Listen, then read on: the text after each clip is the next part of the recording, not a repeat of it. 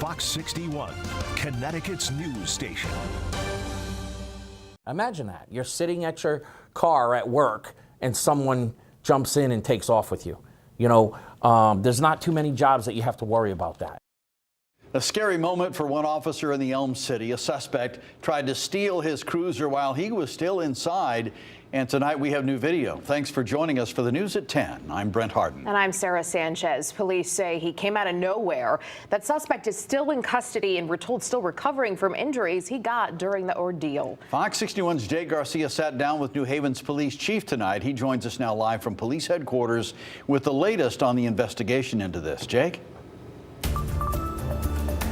Well, Brent and Sarah, New Haven police say it all happened just after 10:30 last night when two officers were working out of a substation and suddenly things took a turn for the worse, and it was all caught on camera. Surveillance video from a New Haven Police Department substation shows the moments 50-year-old Stacy Footman walks up to a police cruiser at the intersection of Hollick Street and Congress Avenue. The officer then attempted to radio to his partner just that somebody was out here that he was going to talk to, and then he opened the car door. He hit the door lock to get out. That's when video shows Footman opened the driver door and jumped behind the wheel before driving off with the officer sitting inside. At that point, Officer Rock, who was the passenger officer, grabbed the wheel and wasn't sure what suspect Footman was going to do, so he pulled the wheel to the side to try to get the vehicle over to the side of the road. That ultimately caused the cruiser to crash in the front door of the church right across the street from the substation. After that, you can hear Footman yelling at officers to shoot him. Get your gun out! Get the gun! Shoot! The officer's partner was quick to follow behind and approach the crashed cruiser with his gun drawn, but no shots were fired. Footman was taken into custody without any incident, something Police Chief Carl Jacobson praised the officers for, saying things could have gone much differently. There could be a thought of use of force, deadly force, or tasing him or something like that, but Officer Rock was able to turn the wheel and get it safely under control and then get him safely in handcuffs. Officers say the suspect is known to police, with more than 80 arrests on his record in New Haven alone. Officers deal with him a lot, but normally they're not as such a violent encounters. He does have some violent arrests on his things, such as robberies and assaults and other things. Now, both Footman and the officer involved in the cruiser were injured in the crash. Now, the officer was treated and released. Footman, however, remains in the hospital tonight in police custody, facing a number of charges, including assault and kidnapping. He's being held on a $500,000 bond. Mayor Justin Elicker also reacting to last night's situation. We'll have more on that coming up on the news at 11. But for now, we're live in New Haven. Jake Garcia, Fox 61, Connecticut's news station. All right, Jake, thank you. Time to take a look at the weather now. Another humid day to kick off a new work week, and there's rain moving in, so adjust your plans for Tuesday. Yeah, let's check in with meteorologist Sam Samperi for a look at what's happening. Hi, Sam. Hi there, Brent and Sarah. Yeah, beautiful day today. Got a little bit warm during the mid-afternoon, but actually, all in all, not bad considering what we've been experiencing the last couple days. 80s to near 90. Right now, we're still very mild up at Windsor Locks, but 70s out in western eastern Connecticut. It has turned more humid now. Dew points had dropped off, but now they're back up in the lower middle 70s across southern areas. We are watching some showers all afternoon and evening. We've had some severe weather to our north, but here comes a couple of showers now. Some of them are surviving. We could have a few in the next couple of hours. Most of them will be on the light side. Up to the north and west, we see a couple of more storms, but most of them are weakening now, and this front's going to be moving in overnight into tomorrow morning. So with timing all out, basically we're good for a while, maybe a light shower, but then as we head towards tomorrow morning, we could have a couple of showers. This is some new data that just came in, not really that much at all.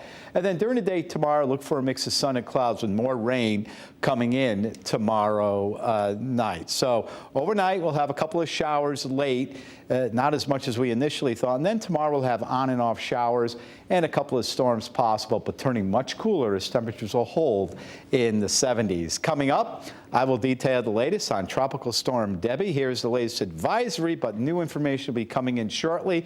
I'll time it all out and where it will go and what impacts are we going to expect later in the week and possibly into the weekend. Details in a few minutes, guys. All right, Sam, thank you. An increase in deadly violence this weekend in the capital city has police on edge. Shots first rang out 30 minutes before midnight on Saturday on Burton Street. 41-year-old Terrence Brown died. Police believe an argument got out of hand there. Less than 2 hours later, a shooting on Fish Fry Street, just 3 miles away. 36-year-old Antoine Gouge was killed. Police say he was at a large gathering, and that violence was also sparked by an argument. That's what we've been seeing quite a bit lately, and those are the hardest, right, because they're unpredictable. I keep saying it, like if you see something heating up, call us, but sometimes these things heat up so fast that it just happened, and those are, they're tricky because you can't plan for them. And police do not believe these shootings are connected in any way. No arrests have been made yet. Any witnesses should contact Hartford police. A search tonight in Southbury, another case of animal cruelty, that is. A person abandoned a kitten in a box on the side of the road. Authorities say a dead kitten with orange and white fur was found inside this box. It was likely only days old. It was abandoned on the side of High Meadow Drive. Police are on the search for who's responsible. So if you recognize this box or you could help police in their investigation, please contact Southbury PD. And police in Montville say you should check your bank accounts. 2 card skimming devices were pulled off of credit card readers. They were found inside the 7-Eleven on Route 32. A customer was actually the person who found them. They alerted a store clerk. That clerk notified police. Officers are now working to identify whoever placed the skimmers using surveillance footage, but they have no idea how long the devices have been on the credit pads. They are warning anyone who shopped there to watch their bank statements. They're also advising that you always check a keypad before using your card. Well, this Monday, a bittersweet day at the state capitol. Advocates believe they've found some solutions to helping healthcare workers who go into patients' homes. Joyce Grayson was a home nurse. She was found dead in a patient's home. Fox 61's Matt Karen has more on what will change now and who's paying for it. Well, as more people look to age at home, there's a growing demand for more home health care workers. And until now, very little was done to protect them. We are making this investment because of the tragic death of Joyce Grayson.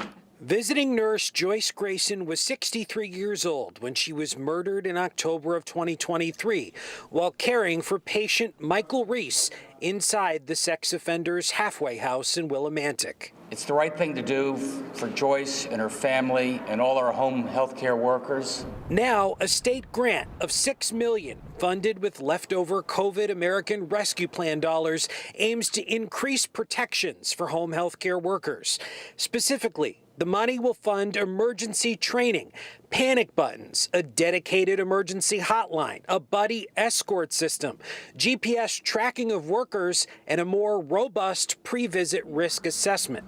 State Senator Martha Marks is also herself a home health care worker. If she had had that device where she could have pushed that button so that the whole neighborhood maybe could have heard that something was happening, or I know that she was missing for a while, where they could have known where she was. So I have to think that, yes, it would help her. But many also argue what would have helped Joyce Grayson the most was if her accused killer stayed behind bars. Michael Reese was on probation after serving a 14-year sentence for stabbing and sexually assaulting a woman in New Haven in 2006. People who are known dangers to society should stay behind in correctional facilities where they keep the rest of us safe. And we take that very seriously going forward. You don't always get it right. We pressed the governor. Does he think the Department of Correction and Judicial Branch did their job? I don't know the story on this one, but it didn't work, did it?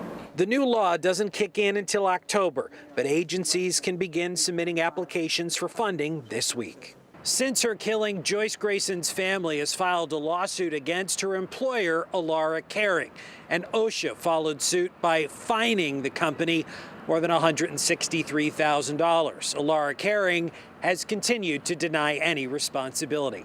Reporting outside the state capitol in Hartford, Matt Caron, Fox 61, Connecticut's news station.